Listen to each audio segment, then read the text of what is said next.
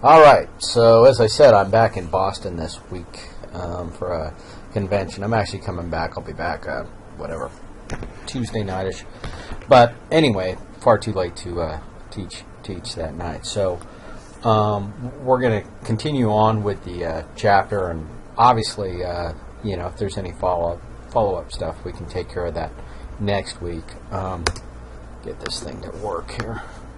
Yeah, after test review, I'm not going to do that until I get back. So, I realize you'll have your spears all ready to go next Tuesday, and I really don't mind, us discussing that test in detail. That's not quite what was screwed up, but anyway, it'll give us plenty of opportunities to get to the bottom of everything. And since the final is comprehensive, it's a good idea to do it that way anyway. So we'll knock it out. What we are going to talk about, though, tonight is location type stuff. In fact, I'm even going to show you a video of kind of how this whole thing works.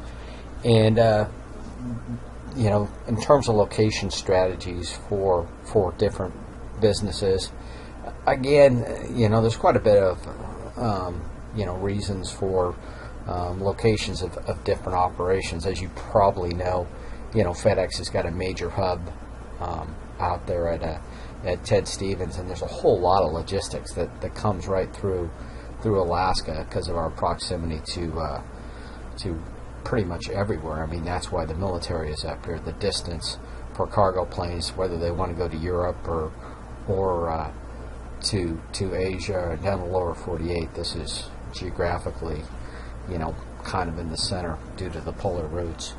But when you look at FedEx in terms of their lower 48 operations, they also, came up with a location that was pretty strategic. I mean, FedEx has been around a while, but just the same, they did have the advantage of being a newer business in terms of, thinking strategically in terms of a location when they were starting from scratch.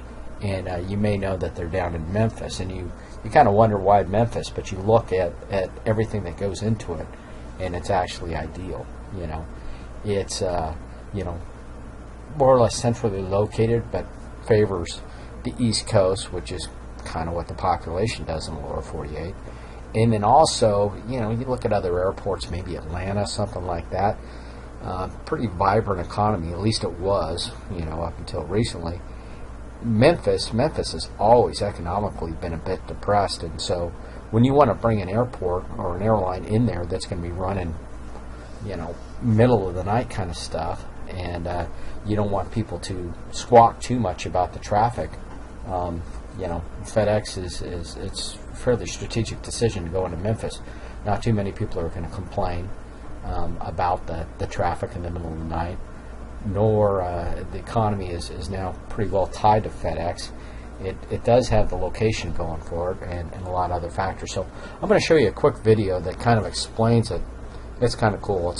The music is not mine, so my apologies. Not sure how that's going to work on your on the replay, and I'll fast forward a little bit. But what this is basically going to show is, and for those of you who don't know, the way FedEx works is all these airplanes take off from their various airports and they meet up in Memphis, at which point when they're on the ground there, all the cargo is transferred and the airplanes again go back to where they're from, and that's how they do the overnight delivery. So keep in mind that this is all occurring in the middle of the night, but you can see all the airplanes are more or less driving in towards Memphis at this point. There's going to be a certain lull where they're actually transferring the cargo from one airplane to another, and then they'll all sort of radiate back out. Again, I don't know where this music came from. It's whatever guy on YouTube put this together, but it illustrates location. So you can see, obviously, there's a lot of groundwork happening. Once they get all the cargo sorted out, though, it's like a hornet's nest. It goes right back out again. And obviously there's a regional hub in what looks like, I guess that's Ohio up there. Okay, so enough of that. We can start getting some opera or whatever. But so it illustrates what the authors are talking about. Matching aircraft flights reduces mishandling. But anyway, just from this picture, this just utter chaos of all these boxes. They need to quickly sort that out and get it moving out. So obviously that's where barcodes and other types of automated ID systems happen. Those were some of the loves to it. So anyway, we're going to talk about location strategy. The thing about location strategy is that, it is a long-term decision. Once you make that, you don't want to be doing this very often. Human resources is a difficult aspect of any operation. And so if you say you're going to move your operation, even within the states, if you're a company that's traditionally been in the Northeast and you're going to relocate to the South, there's going to be some implications. There's going to be some turnover. So you don't do those sorts of decisions. Even more so if you're going overseas. If you're chasing low labor costs, you could really upset a lot of things. So if you are going to make a decision, you got to make sure that you're going to kind of stick with it. This map they have here, just North America, there's really not that many differences. So these key success factors really apply more to a global scale. Political risk, locations of markets, exchange rates. Those are huge. Again, I can tell you from my experience in Turkey, where you had an economy that was just out of control, inflation now and then. They would literally reprint the money once a year, and if you were holding any sort of cash or anything that was denominated by cash, you had to be tied into it. You needed to be holding commodities, but you never wanted any money in Turkish banks because it would literally just evaporate. When you get into a more regional scale, corporate desires, attractiveness of region, proximity to raw materials. The proximity to raw materials, that's why a lot of things did locate up here in the Northeast, but now what's kind of been termed the Rust Belt.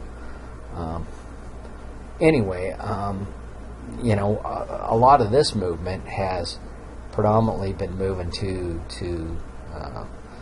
the Southeast, or even the South in general, because of the cheap labor.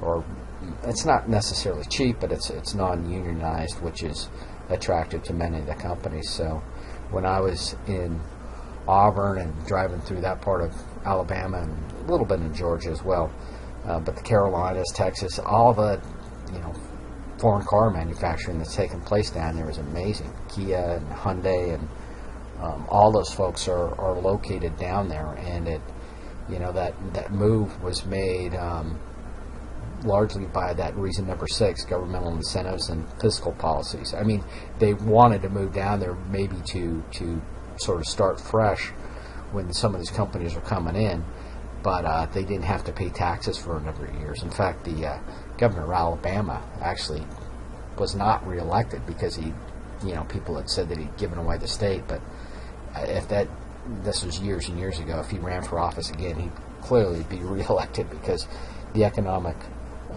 boom and kind of, they lost everything when textile manufacturing went overseas, but now they've got some industrial manufacturing, and the Northeast is kind of yet to recover in terms of any manufacturing, so to speak. Anyway, attractiveness of the region, labor costs.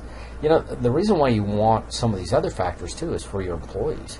You want to be able to pay your employees a reasonable wage and have them, have a decent quality of life so that they're going to stay on with the company. Well, you can pay somebody a fairly modest wage in other regions, but if housing's cheap and everything else is cheap, they're going to be able to do quite well. So there are reasons that companies will move. But anyway, the whole list is there. Environmental regulations, I guess from state to state they are different, but a lot of those are federal policies now.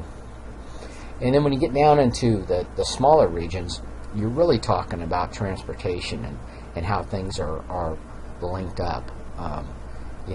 Ideally from a manufacturing area, you want to be sort of out in the sticks, but you want to be, have good transportation connections in terms of rail or roads or air freight, if you do have something that's going that way.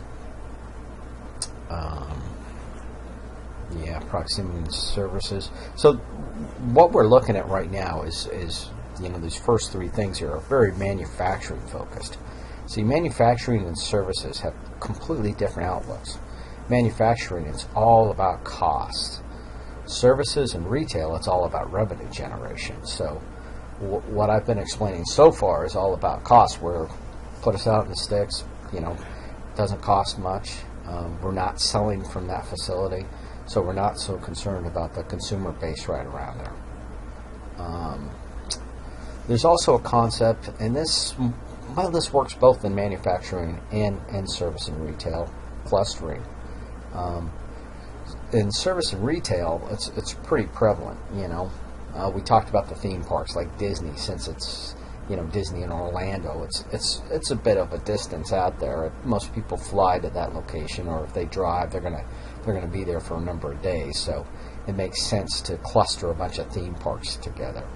There used to be some more manufacturing, but these sort of manufacturing hubs change now and then, at least overseas. But you do still see the fast food restaurants doing that quite a bit, and it's for different reasons. It's strategic. So being that it's strategic, you can make arguments both for and against. Some people will want a restaurant set out by its own, but for fast food, it's usually does make sense to cluster them together, because people will be in an area with high traffic flow, and also people will not want to go to the same restaurant day after day, and so by being there together, it's a way of working things out. General aviation, we've kind of killed that industry, but they all did used to be there in Wichita. There's certain things that don't do that, though. Grocery stores, for example, you don't want grocery stores right next to each other. Gas stations, it always seems like there's a winner and a loser in that combination, the lower price one, because most people aren't that brand, loyal. So, anyway, clustering is what you call that concept, where you find a whole bunch of businesses together. And for a lot of retail type situations, it makes sense. For industrial type things, manufacturing, sometimes it makes sense too. If there's a reason, if it's a location that's great in terms of road and rail connections, it has low labor costs, as long as you don't limit create labor scarcity by putting another business there. But if you want to put a factory right next to your competitor, it really doesn't hurt either of you, since you're not typically selling from that facility. And if you're the company that is the competitor, and you don't want to waste a whole bunch of time doing a site survey, the first location you may look at is where your competition is, because they've wasted all their money doing the site survey, and obviously they identified some factors that made that a favorable condition or a favorable location, so you may choose it as well. When you're looking at a location, the factor rating method is pretty much the best way to do this. This is pretty much the best way to do any sort of proposal. When you're doing a presentation, you've got a couple different alternatives, especially as somebody right out of college, middle management, trying to present a selection decision to some senior folks. You want to use the factor rating method, because for you as the person presenting, briefing, whatever, it gives you feedback, and when somebody says they don't like your decision, you aren't necessarily starting starting from scratch again. They can tell you what about your choice that they did not like. So anyway, it'll make more sense as we show an example. So how do you do a factor rating method? List of factors, assign an arbitrary weight to them. So figure out what you think the relative importance of each one of those things is. Develop the scale, score each location, and then multiply the score. So anyway, we look at a couple locations. France and Denmark, not a whole lot different, socialist kind of things, especially Denmark. I'm just saying in terms of business differences between the two, they're not as stark as some comparisons. They've got a lot in common in terms of fairly high taxes, and in a lot of ways not necessarily the most business-friendly environments. But anyway, what they've done is they've decided on a weight in terms of labor availability, people's car, the factors that they thought were important. Obviously, they thought tax structure was pretty important. They gave that the highest rate at 0.39. But anyway, then they go through the two countries and they look at each country and they kind of rate it. And so in this case, again, looking at tax structure, they gave Denmark a 75,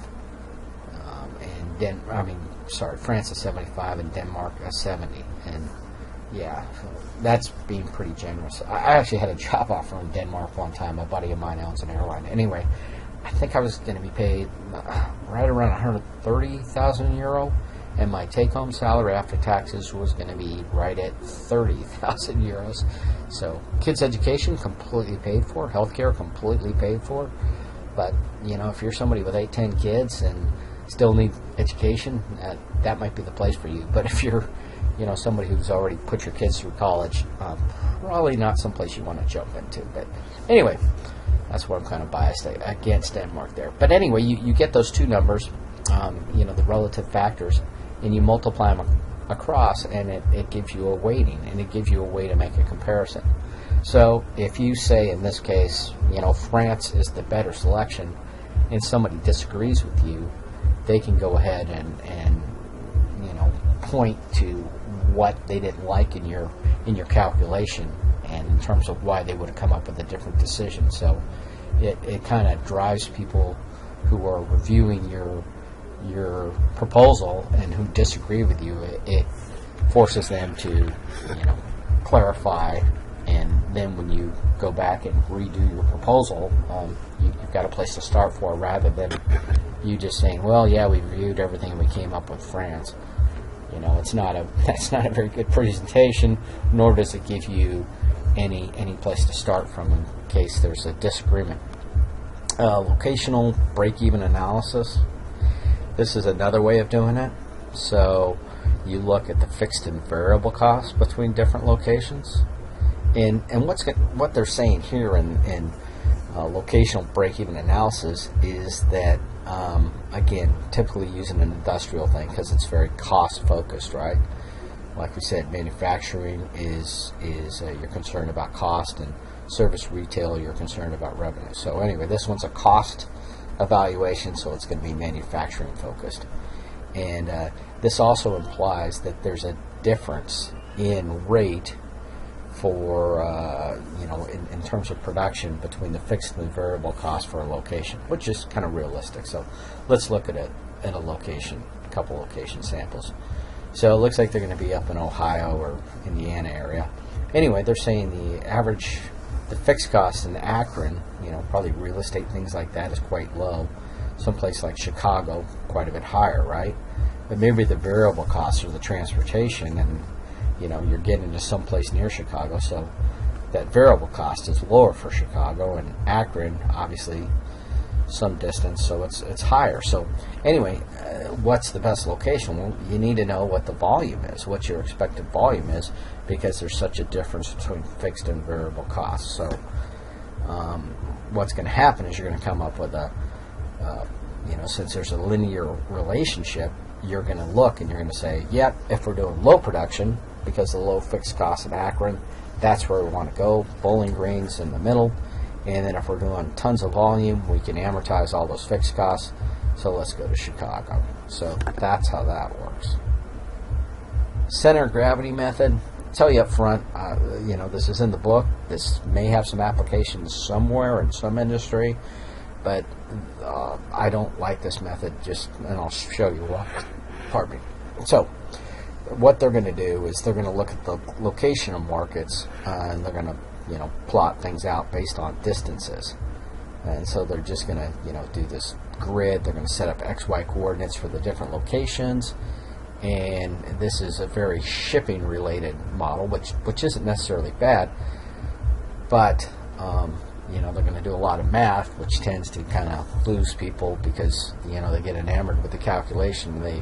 They forget the common sense aspects to it. So what they've done here is just like they were talking about in words there, was they plot all these locations on an XY axis. So Atlanta down at the bottom, and then Chicago, Pittsburgh, New York, and they're going to do some math and calculate where smack dab in the middle, weighted this location ought to be.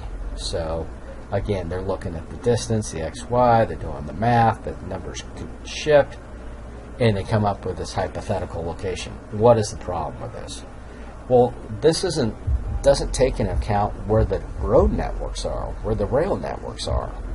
And it also doesn't take into account that, let's say, driving from that center of gravity up through Pittsburgh over to New York, the traffic, the congestion, driving from Atlanta to the center of gravity, even not having the road network here, I can just tell you that it's going to be quite quick, because there's, fairly extensive uncongested road network, which is not the case in the Northeast. So that's why I'm not a big fan of this, but we do want to just cover it just so you have exposure to it. The transportation model, and this is a bit more complex. This is going to require a lot more in terms of linear programming. But somebody, Volkswagen, unfortunate example, but with an international location that's taking advantage of all different kinds of routes, you've got all the marine transport, probably not much air transport, not for auto parts. Just about everything goes via ship when it can, and then road networks when you get there. But anyway, it's going to be a much more complex problem. But once you've got a linear program solution to figure it out, you can proceed. So this table right here, if you look at those headings, that's the real important bit. Service and retail professional, revenue focused. Goods producing, cost focused. So if you remember those two things and you ever come to any question, if it says something like cost in it, sure, that's going to be the important bit. And the revenue focused, revenue focused is let's say you're in a mall location that's got incredibly high rent. Well, that rent is probably generated as a percentage of your sales. So do you care about paying high rent? No, because the sales, are what's driving it. So you've got corresponding to high sales. So thus far we've talked a lot about costs. So we've been talking primarily about manufacturing. And then there's also tangible and intangible costs, intangible or some of those, education type things, attitude towards unions.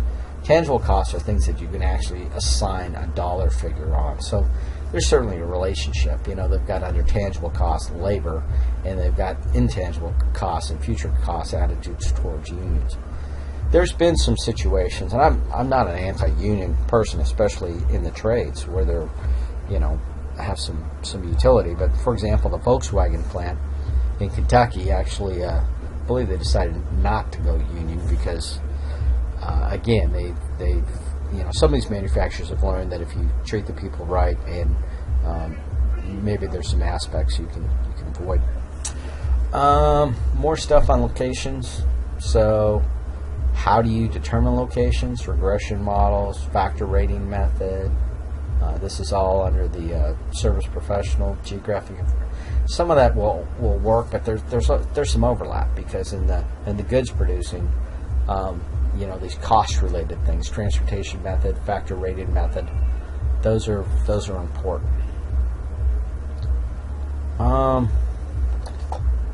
So service professional retail, location is a major determinant of revenue. Got to go where the customers are, and the costs for a location, and hopefully those will become trivial based upon your high sales. But goods producing, you're not so concerned about having customers right there, and it's very cost focused. One thing about I think I mentioned this before too. If there's indicators, La Quinta, for example, talking about using the presence of a university nearby to determine that it's probably a favorable location for a hotel.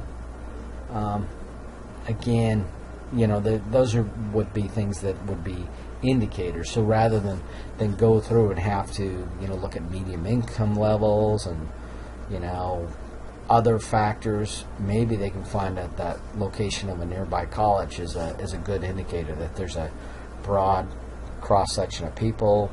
It's a fairly affluent area, and the rest of it. Some of those things that colleges attract. Call centers, this is all sort of changing. It was, the whole, it's almost a cliche that they're all moving to India.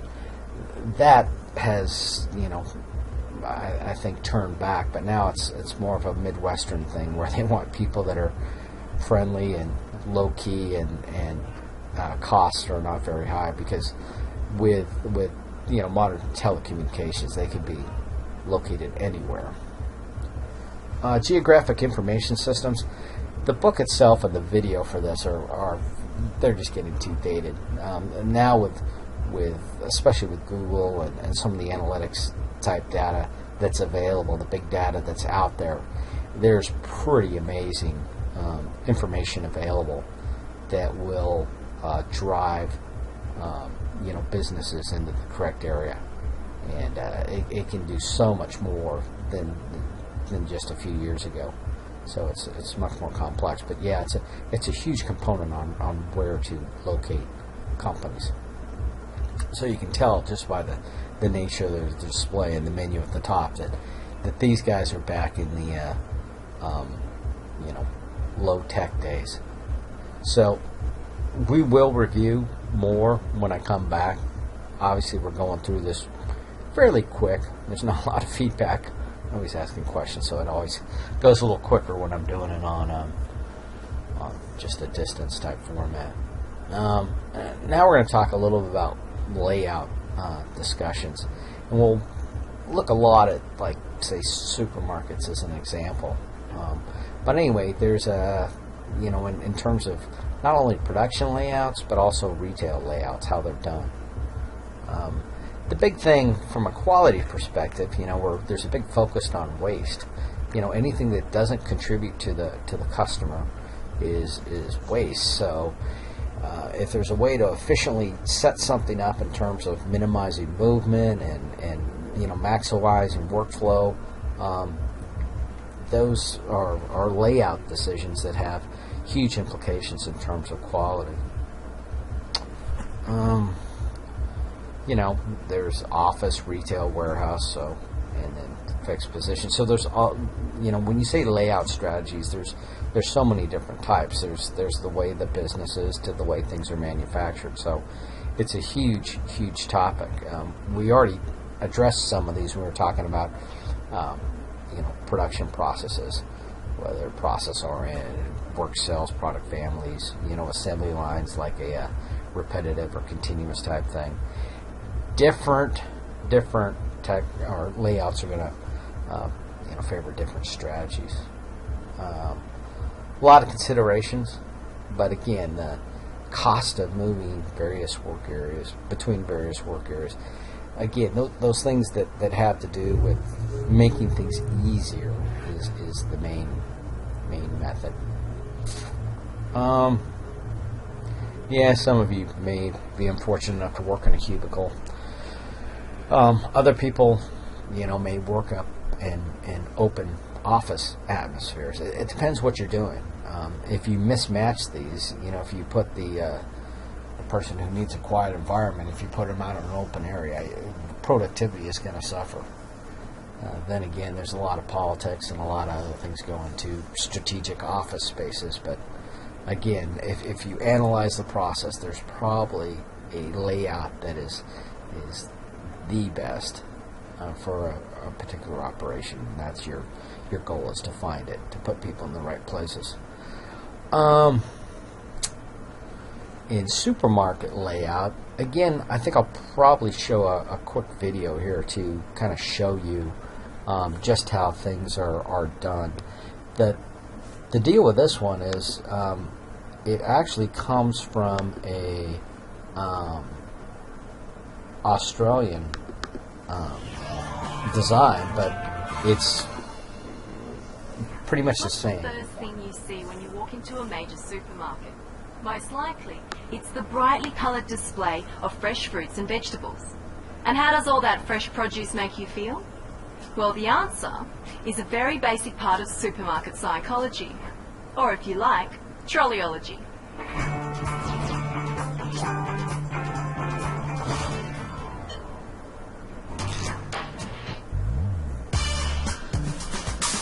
The important thing in the supermarket entrance is to make it as easy as possible for you to get in and start shopping. So how exactly is this place making me feel so welcome? Well, it's a funny thing, Renee. What's happened is you've entered, you're welcome, but you're also not allowed to leave. As you can see, the metaphorical doors are closing. Well, I could go out the exit. Well, you could, but you're not going to because you've already invested in the relationship with the supermarket. Right. Okay, well, let's start the relationship. Okay. First up in the big supermarket chains is the fruit section. Fresh means healthy and feeling good. Would you feel the same way if it was toilet paper and cleaning product? And so we're in a good mood, the place is fresh, the place is good, we begin the journey. And as you enter the first aisle, the supermarket has us in its power. Well, there is this crazy psychological plan going on. Even at the entrance to the aisle, that starts the whole process. It gets you to look at particular products and brands and says, come on down this aisle. Right. And it's really important here, from the supermarket's perspective, to get people away from the edges and draw them into the centre if they're buying particular products that are going to be highly emotional. Emotional. Yeah, and it's not emotional as we break down and cry, but it's the things that we engage with at a really high level.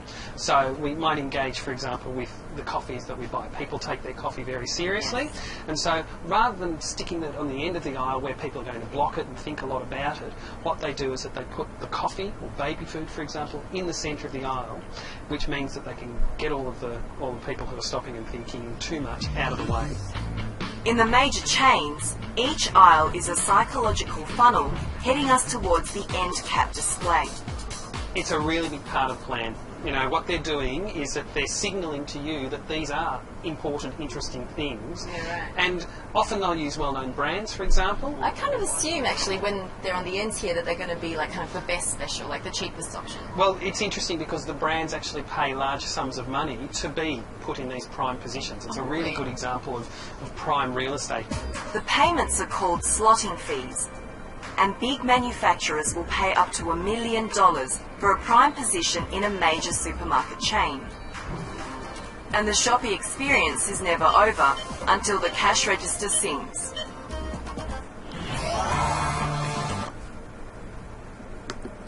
So it's kind of interesting. It's the same principles, you know. The Australian store is just like a European store, where they do have that kind of in-your-face sort of theft protection, where they have the little gate that comes behind you, and you find everything much more confined. The aisles, everything's a little skinnier because the stores are generally smaller, and people tend to buy smaller amounts each time. They tend to go shopping more often and more aspects on fresher items. But anyway, the notion of slotting fees, the notion of end caps, the notion of burying things like vitamins and things like that down in the middle of an aisle, so you don't have people, in marketing they call it high consideration type items, but whatever, emotional items, whatever terminology you want to use, the things that people look at and ponder, like baby food and stuff, you don't want that anywhere where the traffic is going to be blocked up.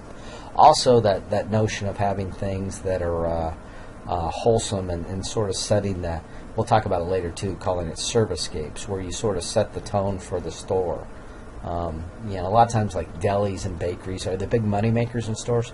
Maybe not, but getting that aroma in the store and making that impression that it's a wholesome place is key in supermarkets.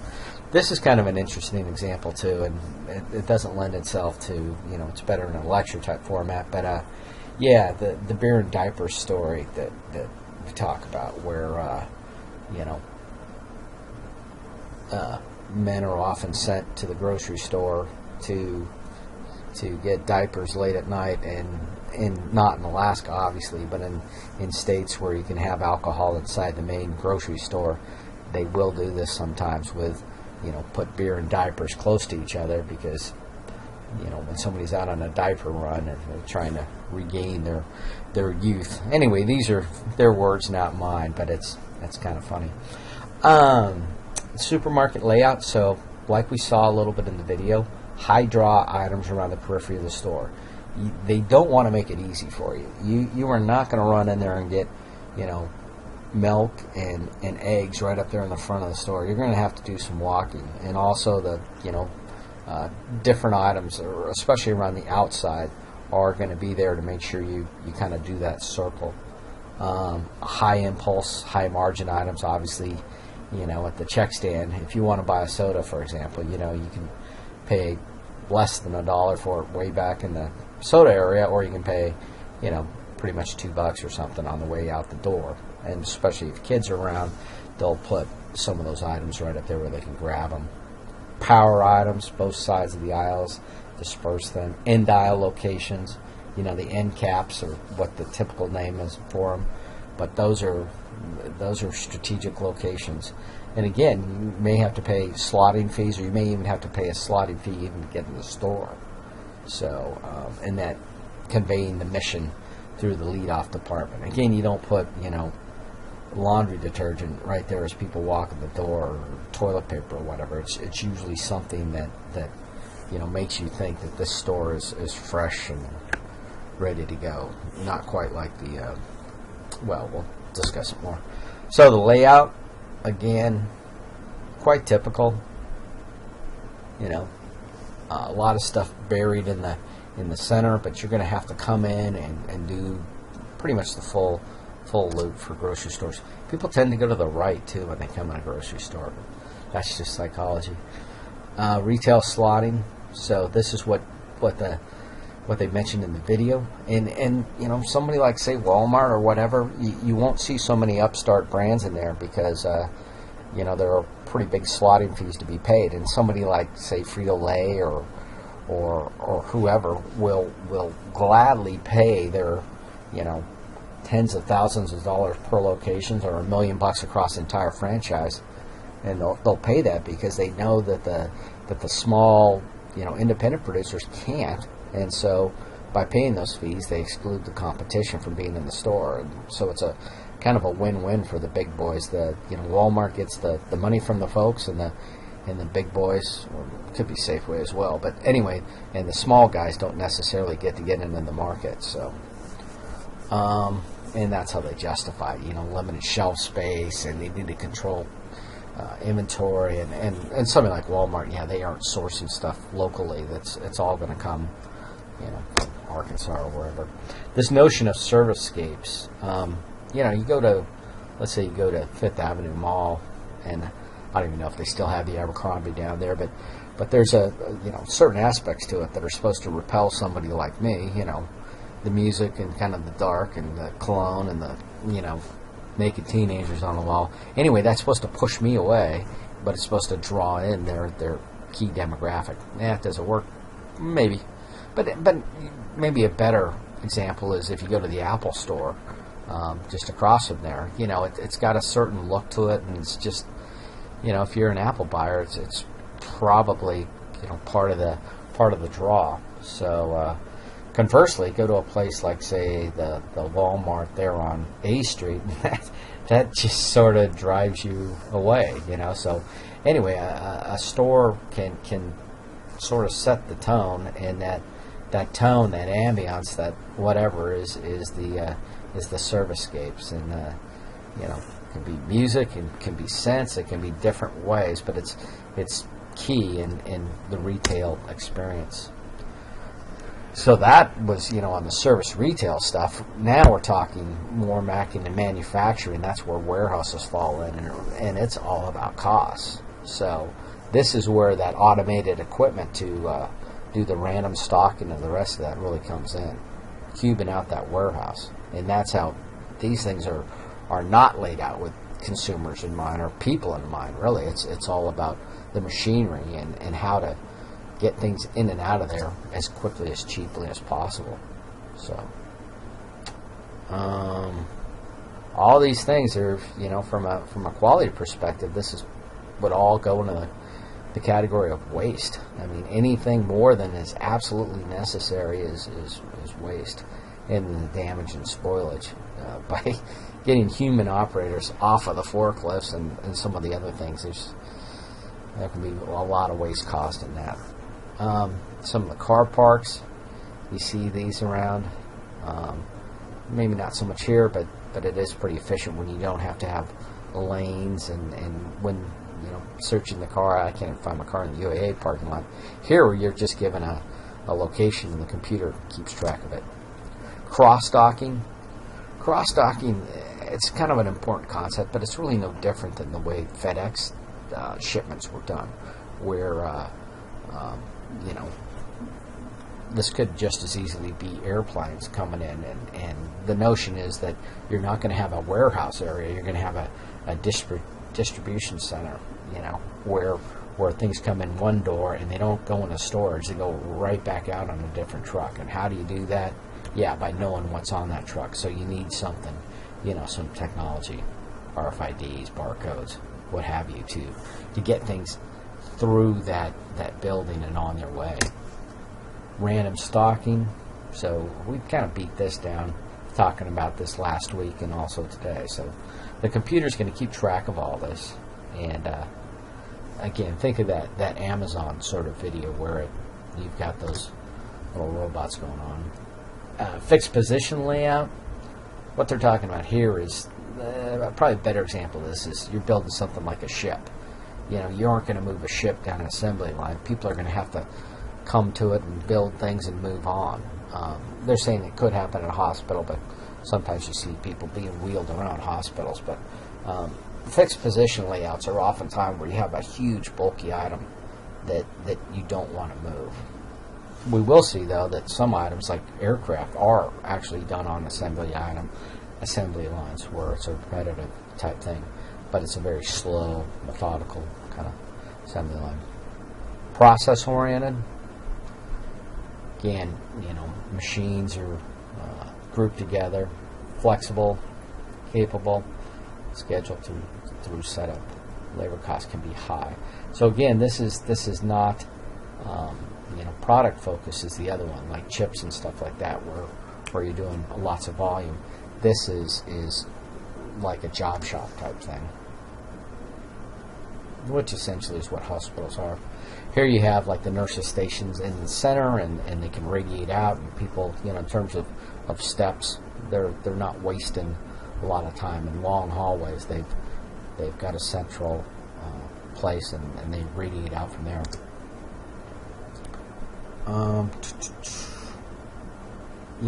Distances. So again, they'll talk about using U-shaped assembly lines rather than straight lines so that people can work, I'll show you a description of that pretty quickly. Work cells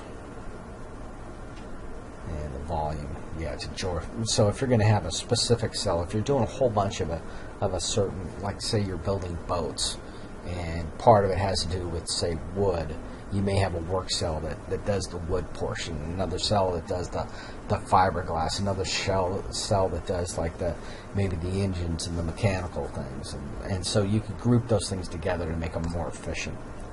Here's that U-shaped format. So they're showing a straight line, not being too awful efficient, and here a U-shape is can reduce movement, and it also kind of prevents that I Love Lucy scenario where one person gets wrapped up and the whole thing gets balled up. Here, team workers can kind of help each other to balance it.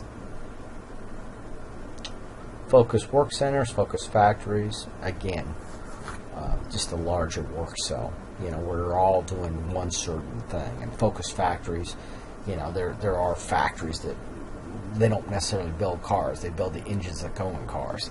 That's all they do, and then they go someplace else for assembly. So that's a focus factory.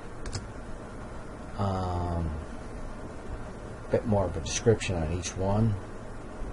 So work cell, job shop type thing, a work center, pipe bracket, and then focus factory, just produces the window assemblies, in this case for automobiles.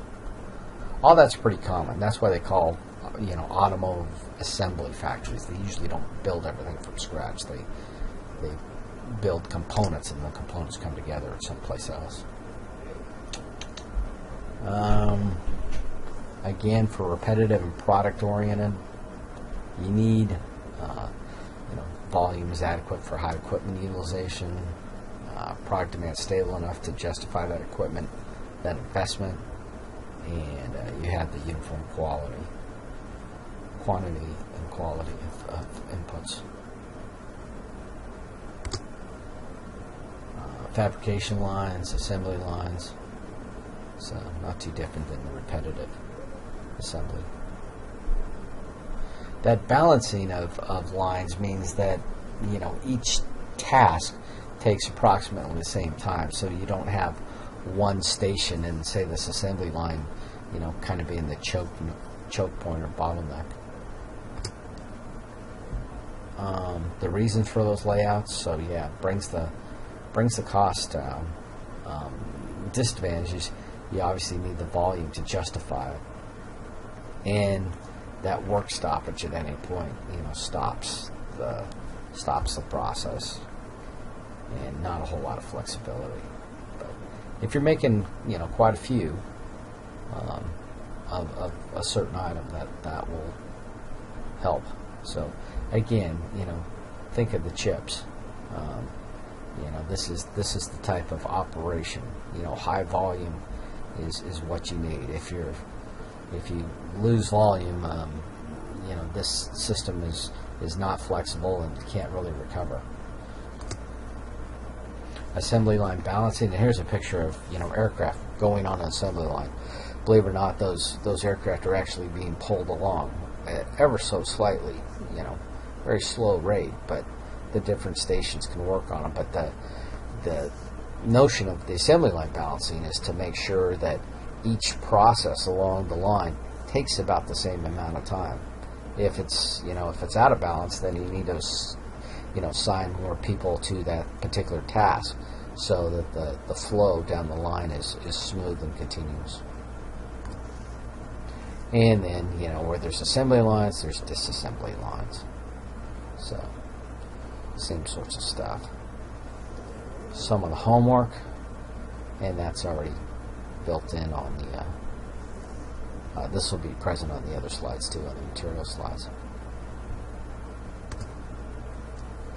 So I will be back obviously this Thursday, but obviously we won't see each other till next Tuesday for the lecture, where we'll review the test and make sure that's all squared away, and I'll see you then.